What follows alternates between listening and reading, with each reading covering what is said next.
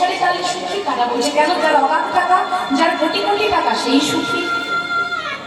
বলছে যার টাকা আছে টাকা দিয়ে একবার জিজ্ঞাসা করবেন তো, দাদা আপনি কেমন আছেন? যার অবাক টাকা, কোটি কোটি টাকা, সেও কিন্তু বলতে পারবে না মা যে আমি ভালো আছি বা আমি সুখে আছি। সেও বলবে আছি, এই মোটামুটি আছি, কোনো রকম চলে যাচ্ছে। তাহলে সুখী কারা? খুব ভালো করে জানতে হবে। এ জগতে সংসারে সুখী কারা? বলছি এ জগতে এ সংসারে সুখী হচ্ছে একমাত্র কারা? কারা? বলছে অপবাসী অনিমি হয় যেজন, অপবাসী অনিমি হয় যেজন, যোদ্ধাপে মধ্যাহ্ন কালে করে যারা শাক অন্ন ভোজন। মানে যারা শাক ভাত, বাজারে যাদের 1 টাকাও ঋণ নেই বাবা, টাকা হচ্ছে সুখী। আপনারা আমাকে প্রশ্ন করতে পারেন, হ্যাঁ মা, বাজারে যদি ধার দেনা কেউ না করে সে নাকি সুখী হয়? তাহলে আমি কোনোদিন 1 টাকাও কারো কাছে ধার করিনি। অনেক ব্যক্তি থাকে দেখবে খেতে পাবে না, দরকার হলে খাবে না মা, কিন্তু বাজারে কোনোদিন কারো কাছে 1 টাকাও ধার করবে না। তাহলে সে আমাকে প্রশ্ন করতে পারে যে আমি তো কোনোদিন কারো কাছে 1 টাকাও ধার করিনি, তাহলে আমি কেন সুখী নই? সুখী নই কেন? না এখানে তো বাবা বাজারে ঋণের কথা বলছে না, কোন ঋণের কথা বলছে? বলছি পৃথিবীতে যেদিন আমরা জন্মগ্রহণ করে এলাম,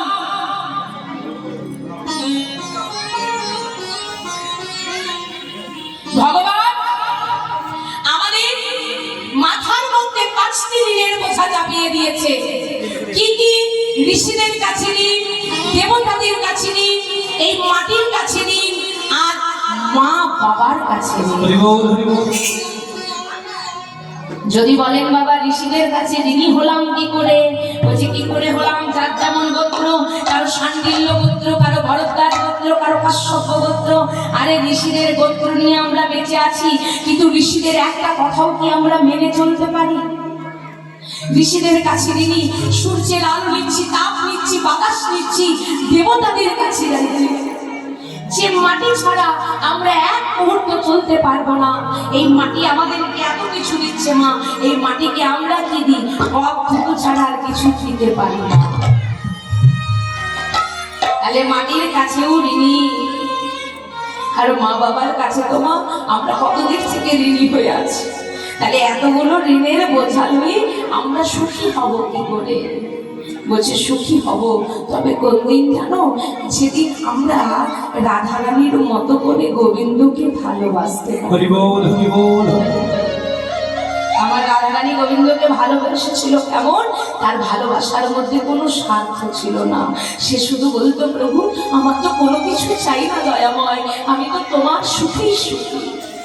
যেদিন আমরাও বলতে পারবো গোবিন্দ আমাদেরও কোনো কিছু চাই না, তোমার সুখেই আমরা সুখী, সেদিন আমরাও সুখী হতে পারবো। কিন্তু আমরা কি আর বলতে পারি না? আমাদের যে বাবা চাওয়া পাওয়ার শেষ নেই, যার যত আছে তার দেখবে তত চায়। তাই তো সনাতন গোস্বামী বলছে জগতে সবই যদি আমার, তাহলে আমি কার? এই কথা জানবার জন্য সনাতন গোস্বামী ছুটতে ছুটতে চলে গিয়েছিলেন মহাপ্রভুর কাছে। মহাপ্রভু তখন ছিল কাশী ধামে, চিৎকার করে ডাক দিচ্ছে প্রভু আমার প্রভু।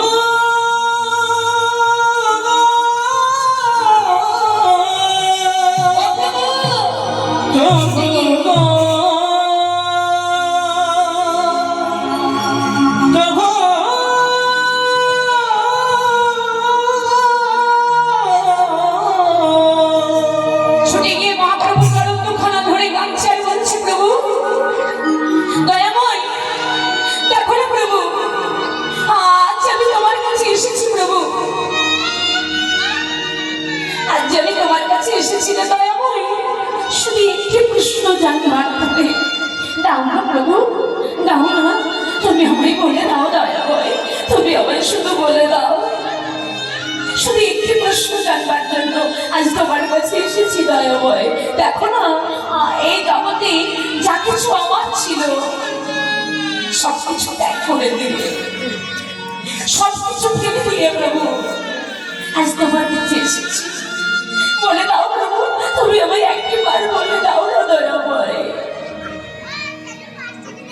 মহাপ্রভু বলছে সনাতন,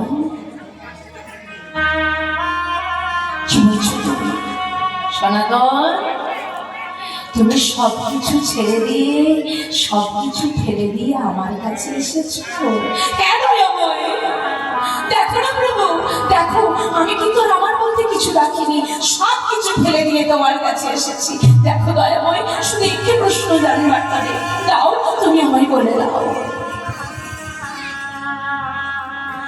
মহাপ্রভু বলছে সনাতন, তুমি যদি সবকিছু ছেড়ে দিয়ে আজ আমার কাছে এসেছো, তাহলে বলো না সনাতন, বলো না তুমি সাথে করে কেন এই কম্বলটাকে নিয়ে এসেছো? সনাতন, তুমি কি তাহলে এই কম্বলটার মায়া ত্যাগ করতে পারোনি? সনাতন, একটা কম্বলকে সম্বল করে তুমি আজ আমার কাছে ছুটে এলে। যেই নাই কথা বলেছি, সনাতন গোস্বামী আরো কাঁদতে কাঁদতে বলছে, প্রভু প্রভু, আমি তো সব কিছু ফেলে দিয়ে সব কিছু ত্যাগ করে দিয়ে তোমার কাছে এসেছি দয়াময়, শুধু একটা কম্বলকে সাথে করে এনেছিলাম, আর তুমি সেটাই দেখতে পেলে প্রভু? হরি বল, হরি বল। আমি একটা কম্বলকে সাথে করে এনেছিলাম দয়াময়, আর তুমি এটাই দেখতে পেলে তো প্রভু? ঠিক আছে দয়াময়, ঠিক আছে, দাঁড়াও প্রভু, দাঁড়াও। সনাতন গোস্বামী ছুটতে ছুটতে গিয়ে পথের ধারে কতগুলো ভিখারি বসেছিল, সেই ভিখারিদের মধ্যে একজনকে কম্বলটা গিয়ে দান করে দিলেন। কম্বলটা দান করে দিয়ে সনাতন গোস্বামী কাঁদতে কাঁদতে এসে বলছে, প্রভু প্রভু, এই দেখো না দয়াময়, দেখো তুমি তোমায় বলেছিলে প্রভু যে আমি নাকি একটা কম্বলকে সাথে করে তোমার কাছে এসেছি প্রভু, কিন্তু দেখো আমি আর আমার বলতে কিছু রাখলাম না প্রভু, যে কম্বলটা আমি এনেছিলাম ওই দেখো দয়াময়, ওই দেখো আমি কম্বলটা তাদেরকে দান করে দিয়েছি প্রভু, আর আমার বলতে আমি কিছু রাখিনি। এবার তুমি বলে দাও প্রভু, এবার তুমি বলে দাও, বলো না প্রভু, বলো। মহাপ্রভু বলছে, বলো সনাতন, বলো তুমি কি জানতে চাও? বলছে, প্রভু আমি এটাই জানতে চাই, এই জগতে যা কিছু আছে সবই তো আমার, কিন্তু বলো দয়াময়, তুমি আমায় বলে দাও প্রভু, বলে দাও আমি কি আমার পরিচয়?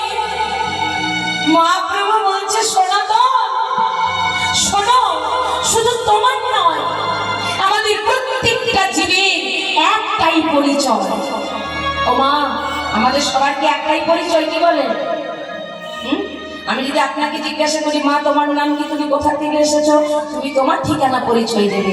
আমি আরেকজন মাকে যদি জিজ্ঞাসা করি, মা তোমার নাম কি, তুমি তোমার ঠিকানা পরিচয় দেবে। কিন্তু দেখো আমাদের গৌর হরি বলছে, শোনো সনাতন, শুধু তোমার নয়, আমাদের প্রত্যেকটা জীবের একটাই পরিচয়। কি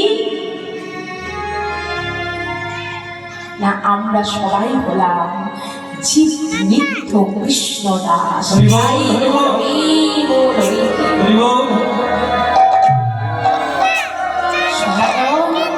আমরা যে সবাই কৃষ্ণের দাস, আমরা যে সবাই ভগবানের দাস, কিন্তু মা আর কি আমাদের মনে আছে কথা? আছে, কারণ এখনকার আমরা কেউ ভগবানের দাস নই গো, এখন আমরা সবাই মায়ার দাস। এই মায়ার সংসারে পড়ে আমার আমার আমার আমার করতে করতে আমাদের দিন চলে যাচ্ছে। কিন্তু আমাদের গৌর হরি জানো এই কলিজীবের জন্য বড় সহজ সরল উপায় নিয়ে এসেছে। ওরে কলি হত জীব, তোদেরকে অন্য যুগের মতো যাগ যজ্ঞ পুজো অর্জন কিচ্ছু করতে হবে না। শুধু যদি একবার তোরে ভক্তি ভরে হরিনাম করিস তাহলেই তোদের মুক্তি হয়ে যাবে। কিন্তু আমরা এমনই মূল হচ্ছি, আমরা এমনই কলিহত হচ্ছি, সেটাও আমরা পারছি না। আমরা হিন্দু ধর্মের মানুষ, আমরা সনাতন ধর্মের মানুষ, কিন্তু আমরা কি করছি? আস্তে আস্তে আমাদের আসলটাকে ছেড়ে দিয়ে আমরা নকলটাকে ধরতে বসেছি। হ্যাঁ, তার প্রমাণ বাবা দেখবেন, এই যে আমাদের দোল পূর্ণিমা গেল দুদিন আগে, তাই তো না? হ্যাঁ, তাহলে এই যে আমাদের দোল পূর্ণিমা গেল, আচ্ছা মা একটু ভালো করে ভাবুন তো, এই দোল পূর্ণিমার দিন কে এসেছিল? একটু জোরে বলো, কে এসেছিল মা? মহাপ্রভু। আচ্ছা মহাপ্রভু যে এসেছিল, আচ্ছা মা সেই দিনটা আমরা কেমন করে পালন করি? দেখবেন বাবা, অপরাধ মার্জনা করবেন, যদিও হরিবাসরে বলার নয় তবু বলছি, সেই দিনটাতে দেখবেন দুটো জায়গায় বেশি ভিড় দেখা যায়, এক মাংসর দোকানে আর মদের দোকানে। অপরাধ মার্জনা করবেন, এই তো আমাদের কলির সংসার। আবার কি বলে, সেদিনে খাবো না তো কোন দিন খাবো? এটাই তো একটা ভালো দিন, তবেই তো হরি মাখবো, দোল মাখবো। হ্যাঁ, তবেই তো ভালো করে সেই উৎসবটা দোল মানে ওই উৎসবটা ওই দিনটা ভালো করে পালন করা যাবে। আবার আপনারা ভেবে দেখুন, যীশু খ্রিস্টের জন্মদিন, হ্যাঁ 25শে ডিসেম্বর, আমরা কি করি? দোকানে একেবারে কেকের পাহাড় লেগে যায়, বড় বড় কেক। আবার কি করি দেখবেন, আমাদের বাচ্চাদের জন্মদিন পালন করি কেমন করে? মোমবাতি জ্বালি, মোমবাতি পুড়িয়ে নেমানো হয়, কেক কাটা হয়, এগুলো কি আমাদের? কেন আমরা মহাপ্রভুর গিয়ে একটু হ্যাঁ ভোগ দিয়ে সেই প্রসাদ, সেই ভোগ রান্না করে আমাদের বাচ্চাদের দিতে পারি না? তাই না? কিন্তু ওই যে বললাম, এখন নতুন ফ্যাশন হয়েছে, আসলটাকে আমরা নেব না, নকলটাকে নেব। জন্মদিন পালন করি আমরা ওইভাবে, কিন্তু দেখুন যিনি কলিযুগের ভগবান, যিনি আবির্ভূত হয়েছিলেন দোল পূর্ণিমা দিন, সেই দিনটাই আমাদের এই কলির সংসারে কি হতে চলেছে? কেন আমরা পারি না আমাদের ঘরের সবাইকে লয়ে একটু মহাপ্রভুর জন্মতিথি হরিনাম করে মহাপ্রভুর পুজো সেবা দিয়ে পালন করতে? কিন্তু না, কিন্তু আমাদের গৌর হরি এই নামের জন্য প্রত্যেকটা জীবের দাঁড়ে দাঁড়িয়ে গিয়ে হরিনাম বিতরণ করেছে, মার পর্যন্ত খেয়েছে। কেন না, এই কলিহত জীবকে এই হরির নাম দিয়ে উদ্ধার করবে বলে। এটাই গৌর হরি বল। একবার বলিনি কৃষ্ণ নাম।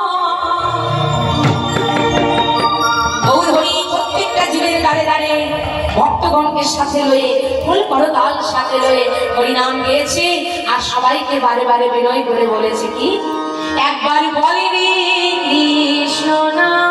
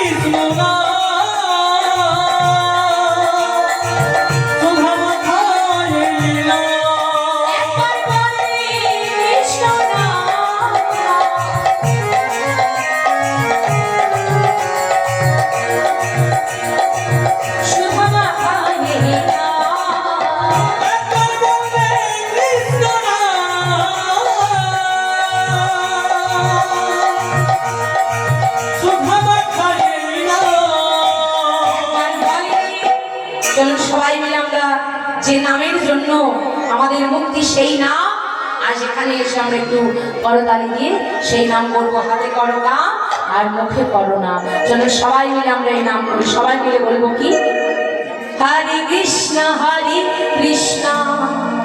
কৃষ্ণ কৃষ্ণ হরে হরে হরে রাম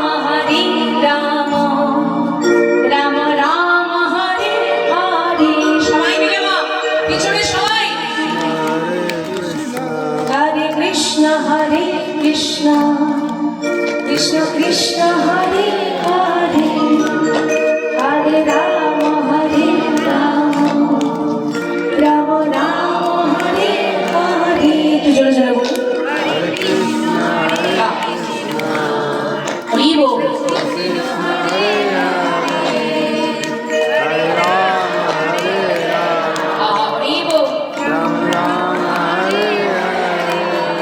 আমাদের কোনো কিছু থাকবে না মা, কোনো কিছুর সাথে যাবে না, সাথে শুধু কর্মটুকুই যাবে। চারজন কাঁধে করে খাটে করে লয়ে যাবে, কোনো করতাল সঙ্গে যাবে, আর মুখে শুধু বলবে বলো হরি বলো হরি, সঙ্গে কর্মটুকু যাবে, তাই তো? হরে কৃষ্ণ কৃষ্ণ কৃষ্ণ হরে হরে হরে রাম রাম রাম রাম হরে হরে। হরে কৃষ্ণ কৃষ্ণ কৃষ্ণ কৃষ্ণ হরে হরে হরে রাম রাম রাম রাম হরে হরে। হরে কৃষ্ণ কৃষ্ণ কৃষ্ণ কৃষ্ণ হরে হরে হরে রাম রাম রাম হরে হরে। হরে কৃষ্ণ কৃষ্ণ কৃষ্ণ কৃষ্ণ হরে হরে হরে রাম রাম রাম হরে হরে। এইভাবে গৌর হরি সমস্ত ভক্তগণকে সঙ্গে করে লয়ে হরিনামে মেতে উঠেছেন। আর এই ভাব দর্শন করে বৈষ্ণব মহাজনগণ আজ এক পাশে দাঁড়িয়ে কলম দিচ্ছে। ঠাকুর নবিয়ার কানে নবিয়ার